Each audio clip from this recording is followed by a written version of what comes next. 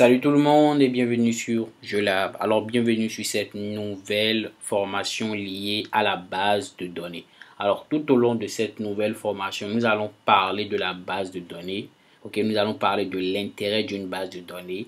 Nous allons parler de l'avantage d'une base de données. Et ce qui est encore intéressant, nous allons finir cette nouvelle formation en implémentant une base de données pour notre ancien TP qu'on a fait ici. Donc si vous ne vous rappelez pas, on avait commencé au cours de l'ancienne séance, l'ancienne formation, nous avons pu quand même implémenter un système de formulaire. Nous avons parlé brièvement du modèle vue contrôleur et nous avons fini déjà en implémentant tout ce qui est classe, tout ce qui est getter, setter et tout. Donc, si vous n'avez pas encore suivi cette formation, je vous inviterai quand même à le suivre, pour être bien à l'aise au cours de cette nouvelle formation. Donc, ce que je disais, c'est que à la fin de cette nouvelle formation, vous serez capable de pouvoir enregistrer toutes les informations saisies ici dans une base de données, de pouvoir supprimer cela, de pouvoir modifier et envoyer tout cela dans une base de données. Alors c'est parti. Déjà une brève parenthèse, si c'est pour la première fois que tu accèdes à la chaîne, je t'inviterai quand même à t'abonner ainsi qu'à activer la cloche de notification, pour être au courant dès que je poste une nouvelle vidéo. Je t'invite aussi à nous rejoindre sur le groupe Discord parce qu'au fait on fait des formations en live, donc pour être tout le temps face à la formation en live et être en contact avec la communauté, je t'inviterai quand même à cliquer sur le lien directement pour nous rejoindre sur Discord. Alors c'est parti. Alors déjà, on va commencer par parler de la base de données. C'est quoi une base de données? Je vais prendre un exemple palpable de manière simple pour vous expliquer cela. Une base de données en réalité, c'est un outil qui nous permet de pouvoir enregistrer toutes les informations dans une boîte. C'est-à-dire que quoi? Quand on a une information, on enregistre l'information dans une boîte. Quand on a une autre information, on enregistre la même information dans la boîte. Ce qui fait qu'en réalité, on a une boîte, une grande boîte qui comporte l'ensemble des informations. On peut faire d'autres opérations grâce à cette boîte-là, comme afficher toutes les informations qui sont dans la boîte, pouvoir modifier une information et réenregistrer ça dans la boîte, pouvoir supprimer une information dans la boîte. Donc en réalité, ça c'est une explication assez simple de ce qu'on appelle une base de données. Maintenant, si on prend la définition de Google, il nous dit essentiellement qu'une base de données, comme vous le voyez ici, c'est une collection d'informations organisées afin d'être facilement consultable, gérable et permettre aussi la mise à jour.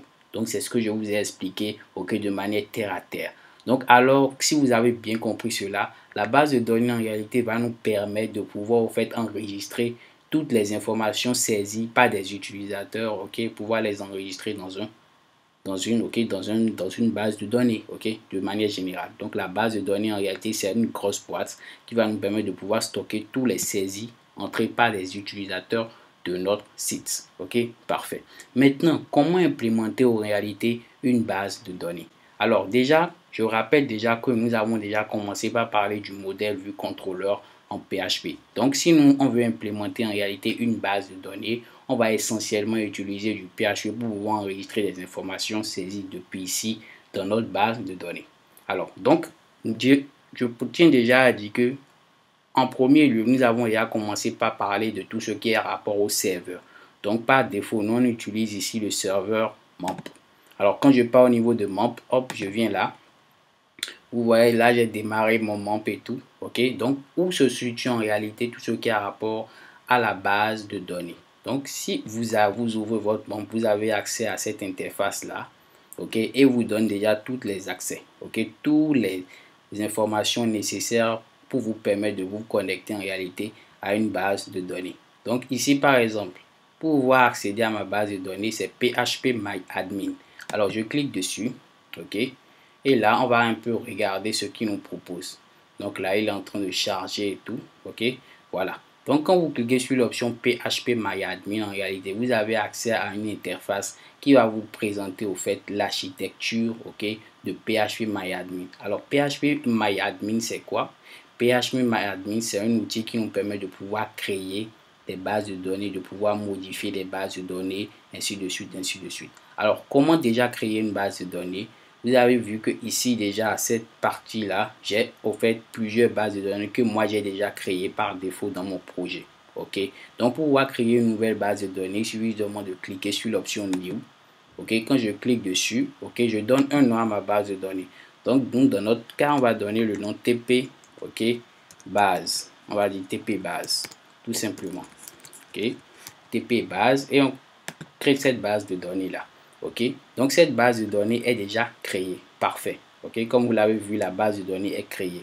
Une base de données, comme je vous l'ai dit, c'est une grande boîte qui comporte l'ensemble des informations. Ok, ces informations sont structurées, c'est-à-dire on a une boîte. À l'intérieur de la boîte, on a les enregistrements par rapport à une personne, par rapport à un objet, ainsi de suite, ainsi de suite. Ok, par exemple, quand je viens de dire les enregistrements par rapport à une personne, en réalité, la personne, en réalité, c'est une table.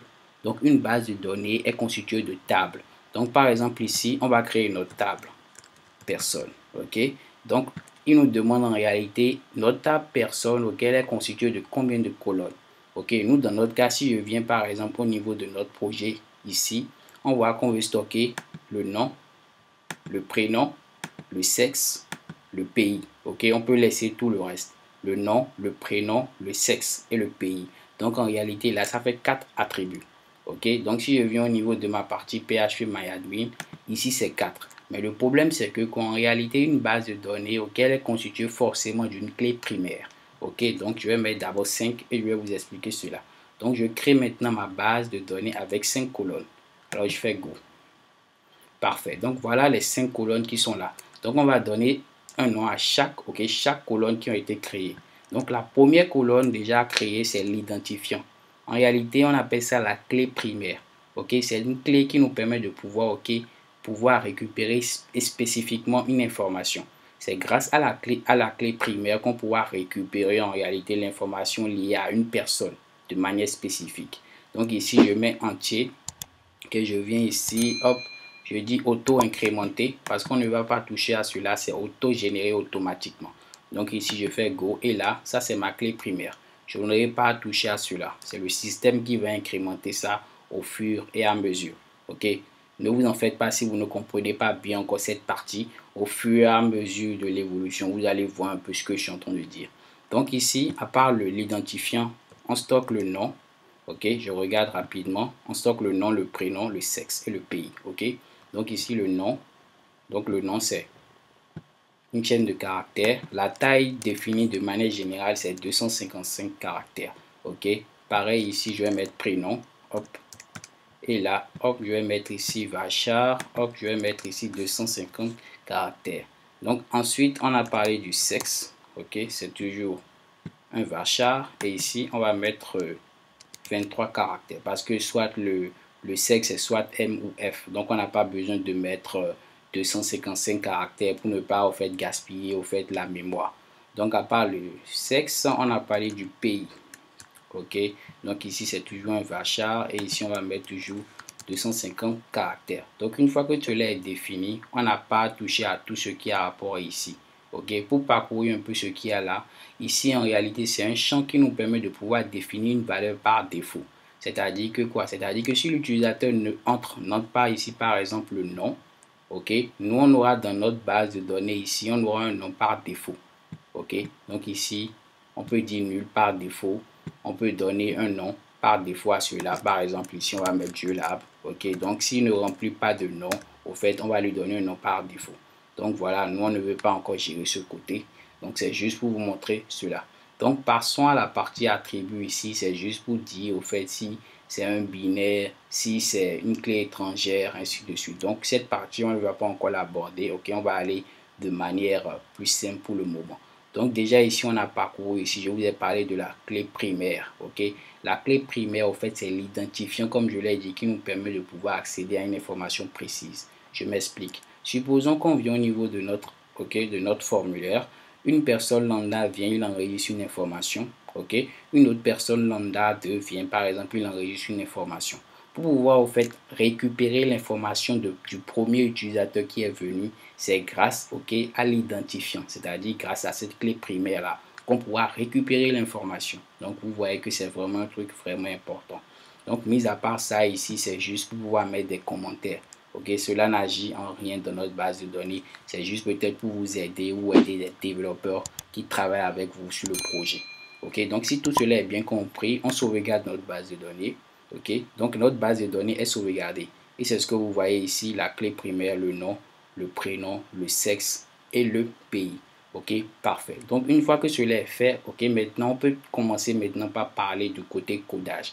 Donc je vais vous inviter déjà à la deuxième séance de cette formation pour pouvoir comprendre en réalité maintenant comment cela marche, ok, comment enregistrer, ok, une information depuis notre formulaire, ok, dans notre base de données. Alors, merci d'avoir suivi cette vidéo. Si cela vous a plu, merci de liker et je vous donne rendez-vous pour la deuxième séance. Peace.